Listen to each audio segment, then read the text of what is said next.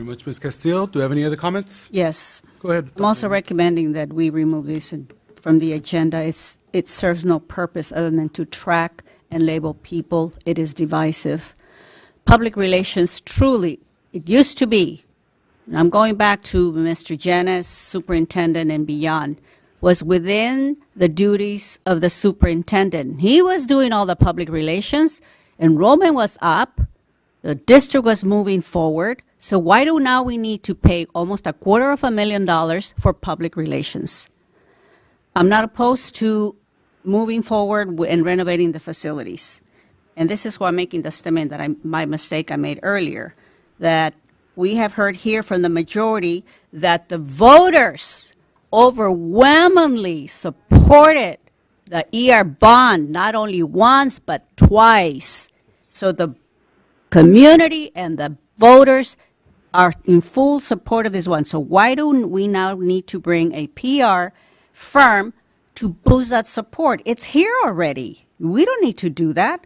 So again, this serves no purpose.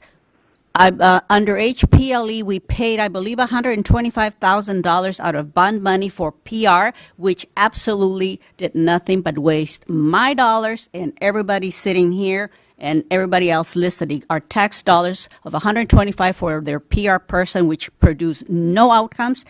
This is flawed. There are no measures in this contract here. What is the objective? Please, Dr. Rojas, is this your best recommendation? Are you actually supporting that this contract be approved along with Presidio? You are our CBO. We put our trust in you to make sound recommendations, and in your heart, you're honestly saying that this is good for the district? That's a question. Well, so Dr. Merino, I just want to say that, look, I don't know what Public Works project does not have what's it called, media out there, a consulting firm or a media team that does not promote the project itself. It's just as saying, oh, we don't need a sign that says, here we grow again. No, yes, you do. You need a big sign that said, pardon our dust, here we grow again, here's your tax dollars at work. I want you to see it. I want to make sure, and I want to be very specific about it, and I want to be very clear about it, and I want to shout it out from the top of my lungs, because sometimes people don't see it.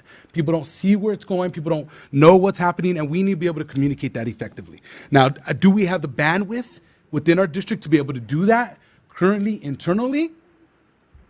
The answer to that is obviously not, because we haven't been doing a good job of it. Number two, yes, in the past, outreaching to the community, and it's currently, the superintendent does have to outreach to the community, does have to communicate, etc. They do have to do that, absolutely.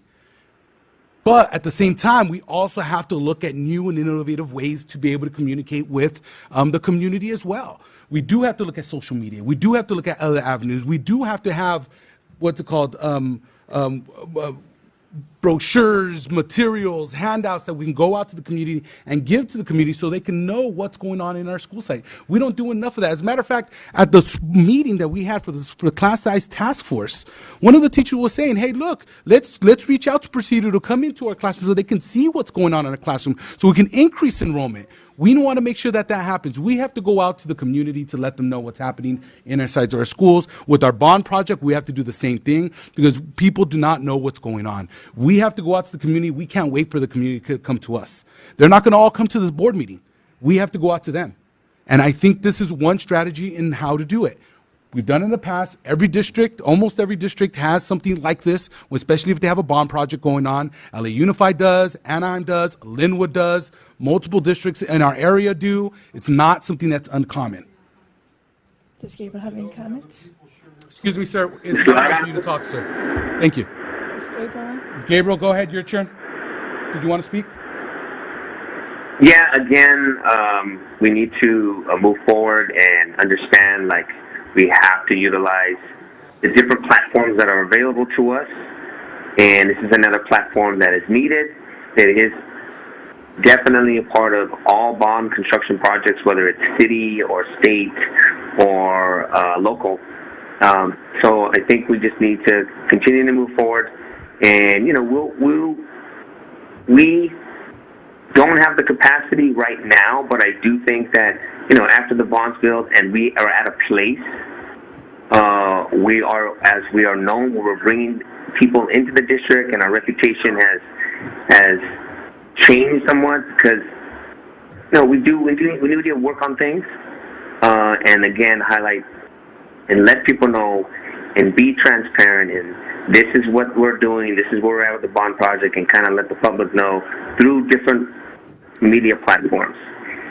So, in essence, in closing, I'd also like to call the vote. I have one more comment. just say Ms. one Ibarra, go ahead. You haven't had a chance to talk. You deserve Yeah. to have a chance to Thank talk. you. I appreciate that. I just want to say that perhaps the $120,000 that Dr. Merino speaks Correction, of it's that was 225. given- Actually, no, I'm talking about what was given to HPLE when they first came It on. was and she's- 225. Oh, 225. Okay.